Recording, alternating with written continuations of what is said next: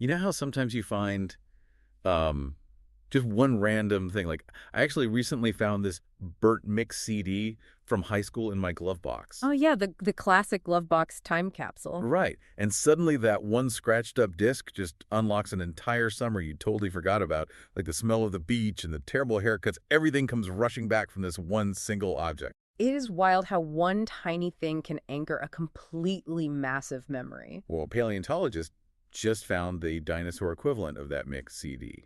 It's called Alnashetri cerropoliciensis. That is a very massive name for a very small creature. I mean, but you're right. It is being hailed as this paleontological Rosetta Stone, and it's not your typical giant museum centerpiece either. No, definitely not. It was found down in the La Buitrera locality in Patagonia, Argentina, which actually translates to vulture roost, appropriately enough. And just to set the scale for you listening, we are not talking about a T-Rex here at all. Right. We are talking about a dinosaur that weighs less than a chicken. Like under 2 pounds. Yeah, under 2 pounds, running around 90 to 95 million years ago. Right, during the Cenomanian period. And usually when we find something that tiny, the immediate assumption in the field is just, oh, it's a baby. Which is exactly what makes this specific specimen, MPCA PV3767 for the completionists out there, so incredibly interesting. Because it was buried rapidly by a sand dune, so the preservation is just incredible. But the real kicker was the histology. Oh, the microscopic bone structure. Exactly. They looked at the structure of the bones and found something that absolutely should not be there if it was just a juvenile. They found medullary bone. And for those who aren't biologists, that is this special calcium-rich tissue that female birds and, well, dinosaurs produce specifically to make eggshells. So it acts like a calcium bank. Essentially, yes. Yeah. And you only need a calcium bank if you are actively laying eggs. That right there proved this specimen was a sexually mature adult. She wasn't a baby T-Rex waiting to grow up. Not at all. She was fully grown and weighed less than a kilogram. She was tiny on purpose.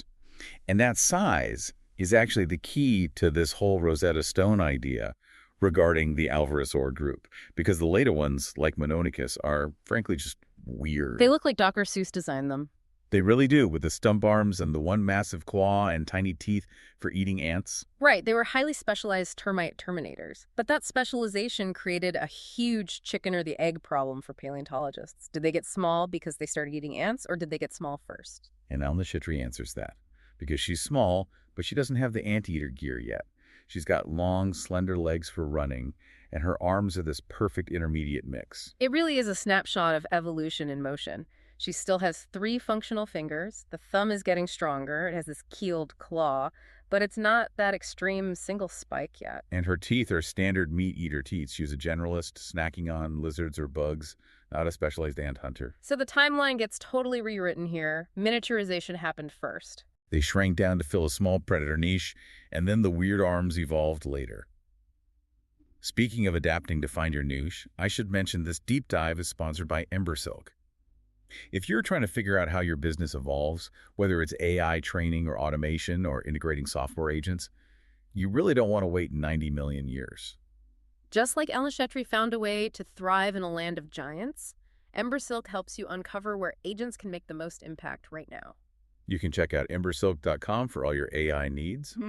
But getting back to our tiny runner, there's a fascinating geography angle here too, right? Because we see these alvarosaur relatives in North America and Europe as well. We do, and finding such an early basal form way down in South America supports the theory of vicariance. Which is the idea that the animals didn't swim to new continents, but rather the continents moved the animals. Precisely.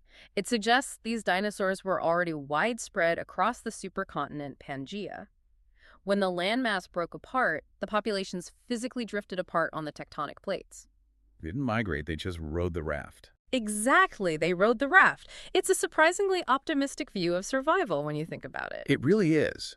In a world dominated by massive carnivores, these guys found success by going small and going global. It highlights that winning in evolution doesn't always mean being the biggest or the strongest. Sometimes it just means being the most adaptable. That is so true. So, here is a thought to leave you with today. Alnashetri was hiding in the rocks for 90 million years, totally changing how we think dinosaurs shrank.